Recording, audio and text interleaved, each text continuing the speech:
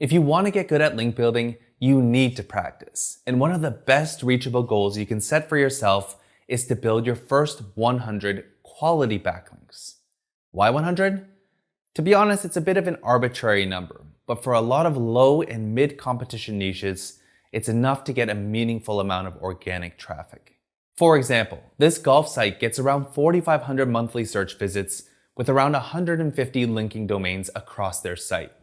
This low authority travel site has around 175 referring domains and gets over 4,000 monthly search visits. And this parenting blog with around 70 referring domains gets over 5,000 monthly search visits. Most importantly, building 100 quality backlinks will give you the practical experience you need as a link builder, because you'll have to communicate with a lot of different people. So in this tutorial, I'm going to show you how to get your first 100 backlinks using tried and tested tactics. Stay tuned.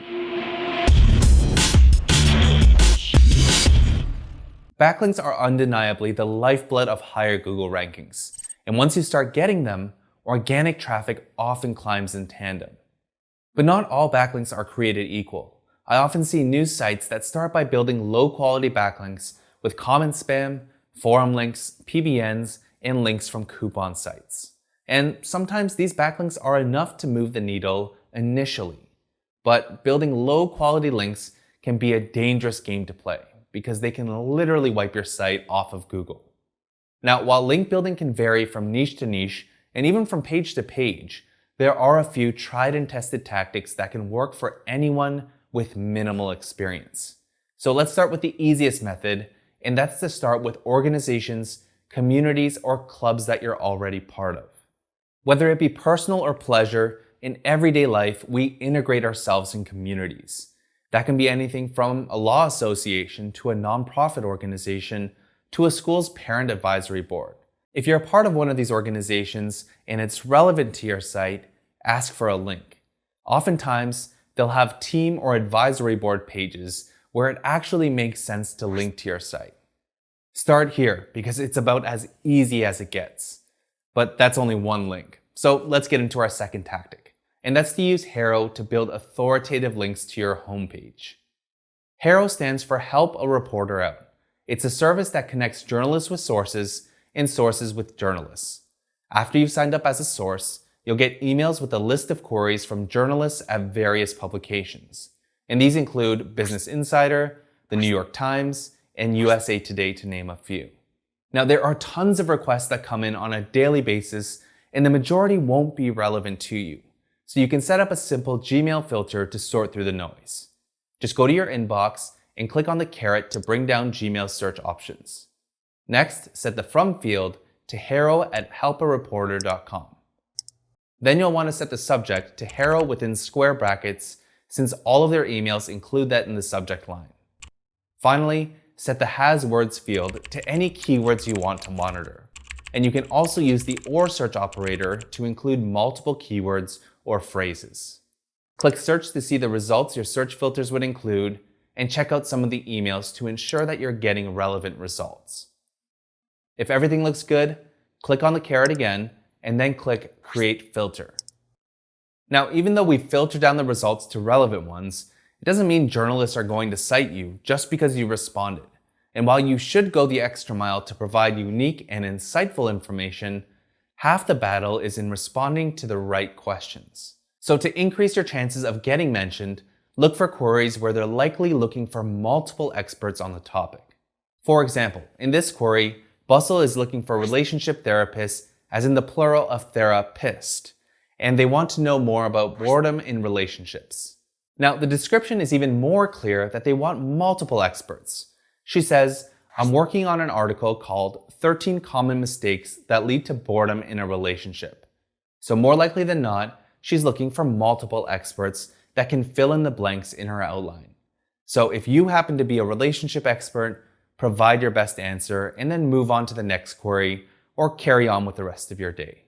Bottom line, Haro is a super easy way to get high quality backlinks because the journalists are the ones that are soliciting sources and not the other way around.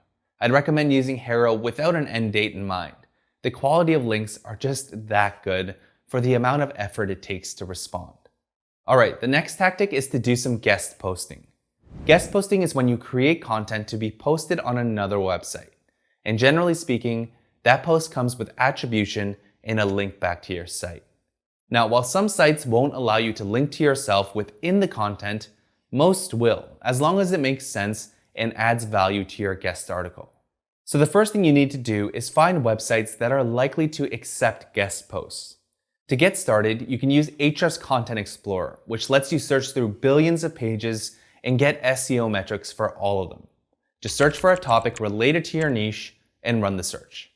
Next, let's set a domain rating filter to weed out both very low and very high authority websites. So I'll choose a range like 30 to 60. I'll also check the one page per domain box since we don't need to pitch the same website multiple times. Finally, I'll set the publish filter to the past 90 days, which will help us narrow in on websites that have published or republished content in the last 3 months.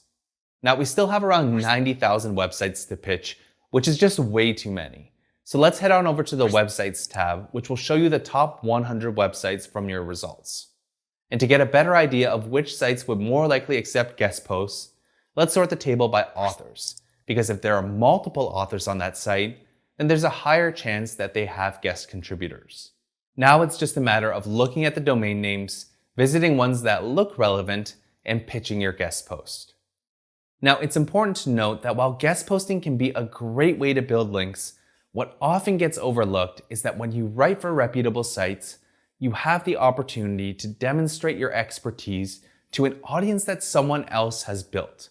That means you can get exposure backed by trust. And since time is finite, it's worth prioritizing websites that will likely provide the best overall value for your time and expertise. Alright, the next tactic works great for experts in their field, and that's to do podcast interviews.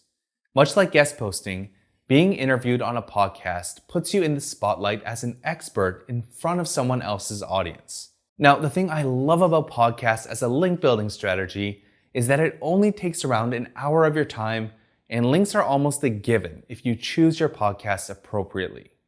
A lot of podcasts have episodes pages on their websites, and these pages almost always include a link back to the guest's website. So to find podcast prospects, you can simply reverse engineer a podcast interviewee's homepage backlinks. So assuming you are in the SEO niche, you might look at Ahrefs Backlinks because a few of us have been on some podcasts. So just go to Ahrefs Site Explorer and search for ahrefs.com and set the search mode to URL since again, podcast links usually point to the guest's homepage. Next, go to the backlinks report. Now, since Ahrefs is a pretty established brand, you'll see links from various sources. So to narrow in on just links from podcasts, just search for podcast in the include box and set the filter mode to search in the URLs and titles of referring pages. From here, you can sift through the results, visit relevant pages, and pitch yourself as a guest when appropriate. Another great thing about podcast interviews is that oftentimes, hosts will also link to other resources that are mentioned in the interview. So it's actually possible to get links to other pages across your site if it comes up naturally in your conversation. The benefits to being on podcasts goes way beyond links. You get the chance to meet like-minded people in your industry, and building your network can go a long way, even from an SEO perspective. Alright, the final thing I recommend you do is email outreach for your best content. Now, don't get me wrong, getting links to all pages on your site is a great thing, but chances are you won't have time to do outreach for every single page on your site. Plus, it's a lot easier to promote something that's unique or insightful versus something that's informative but generic. For example, let's say you have a personal finance site and you have some unique data on how the pandemic affected credit scores across the nation. That's interesting, and it's probably something that people in your niche will actually want to be contacted about. And if they're impressed by your content, they'd probably link to you in existing or future content. Whereas a post on, let's say, what are credit cards could be well written and informative, but you probably won't have anything to say that's much better than what's already out there. At least enough to motivate someone to link to you. Now, there are so many ways to do outreach for links, and your approach will vary depending on the topic and angle you'll be taking. So instead of going through a hypothetical example, I strongly suggest watching our link building module in our SEO for Beginners course. Or if you've already had some exposure to email outreach for links, then check out some of our more advanced tutorials in our link building playlist. I'll link up both in the description. Now, you might be wondering, how long will it take to get my first 100 backlinks? There really isn't a definitive answer, and I don't think speed should be your goal, especially when you're just starting out.